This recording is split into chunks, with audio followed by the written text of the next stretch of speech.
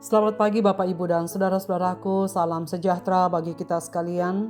Bagaimana kabar pagi ini? Harapan dan doa saya kita semua sedang dalam keadaan baik, sehat, selalu semangat. Pagi hari ini kita sudah bangun dengan tubuh yang kuat oleh karena anugerah Tuhan kita Yesus Kristus.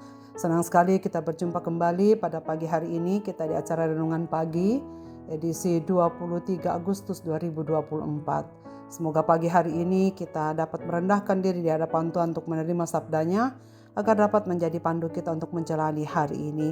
Saudara sekalian, mari kita mendengar firman Tuhan dari Wahyu pasal 2 ayat 18-23 demikian. Dan tuliskanlah kepada malaikat jemaat di Tiatira, inilah firman anak Allah, yang matanya bagaikan nyala api dan kakinya bagaikan tembaga. Aku tahu segala pekerjaanmu, baik kasihmu maupun imanmu, baik pelayananmu maupun ketekunanmu. Aku tahu bahwa pekerjaanmu yang terakhir lebih banyak daripada yang pertama. Tetapi aku mencela engkau karena engkau membiarkan wanita Yezebel yang menyebut dirinya nabiah mengajar dan menyesatkan hamba-hambaku supaya berbuat zina dan makan persembahan berhala. Dan aku telah memberikan dia waktu untuk bertobat, tetapi ia tidak mau bertobat dari zinahnya.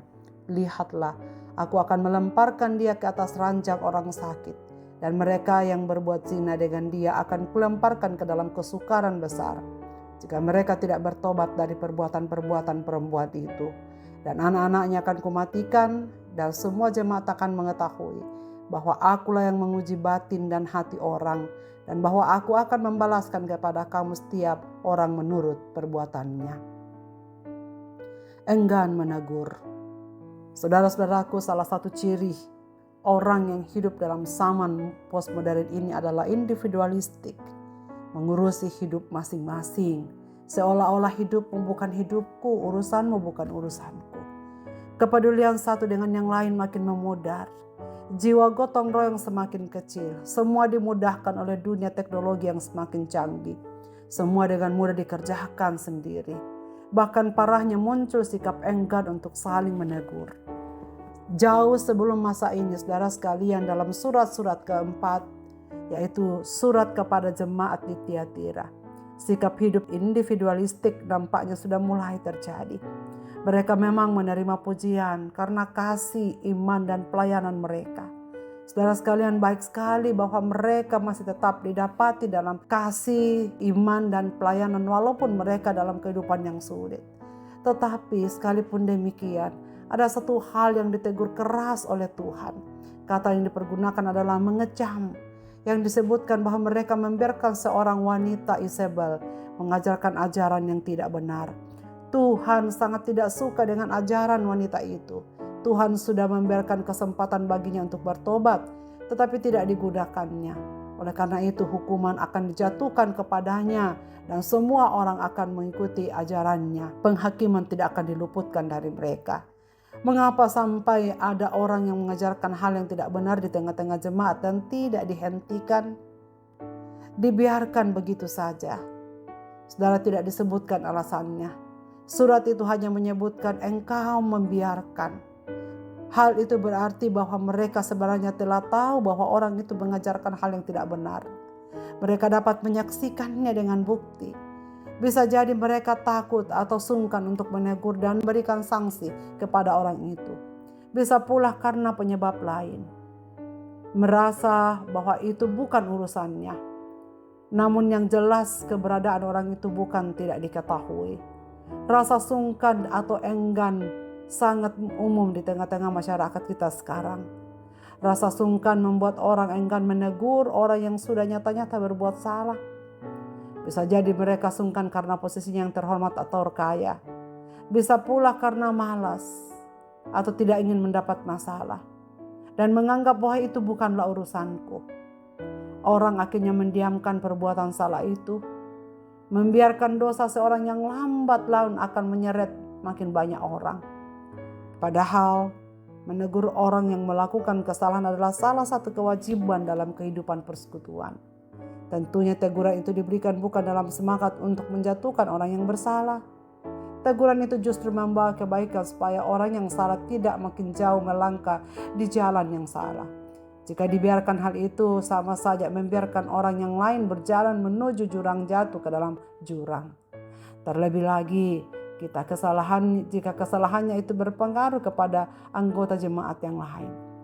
Betapa teguran itu sesuatu yang dilakukan untuk menjaga kebenaran di tengah-tengah masyarakat.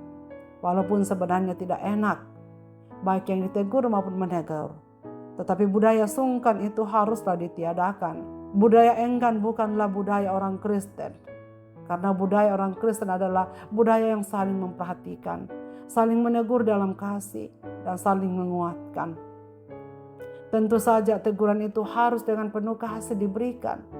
Sebagaimana yang terjadi dalam Galatia pasal 6 ayat 1, Paulus berkata, "Saudara-saudara, kalaupun seorang kedapatan melakukan sesuatu pelanggaran, maka kamu yang rohani harus memimpin orang itu ke jalan yang benar dalam roh yang lemah lembut, sambil menjaga dirimu sendiri supaya kamu juga jangan kena pencobaan."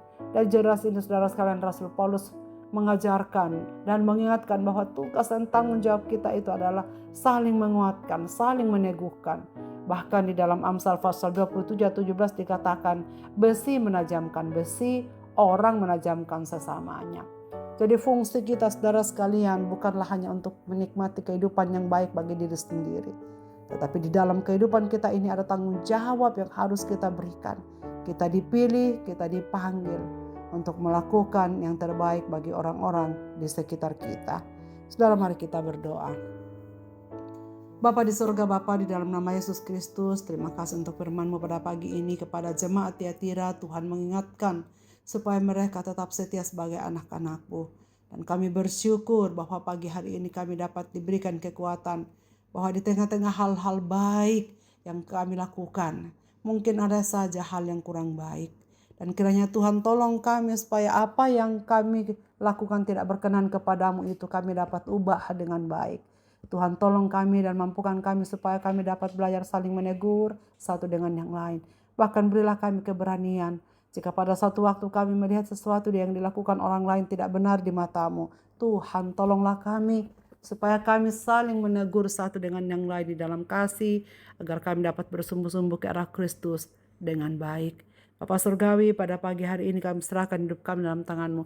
Pendengar renungan pagi dimanapun mereka berada, apapun kesibukannya hari ini, apapun kesedihannya, apapun sakit penyakitnya, apapun masalah-masalah yang mereka hadapi.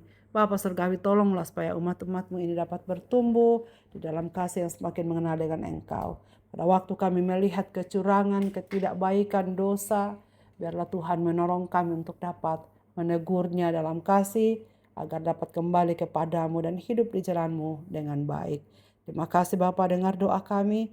Dalam Yesus Kristus kami berdoa. Amin. Selamat beraktivitas Bapak, Ibu, dan saudara-saudaraku. Tuhan Yesus memberkati kita sekalian.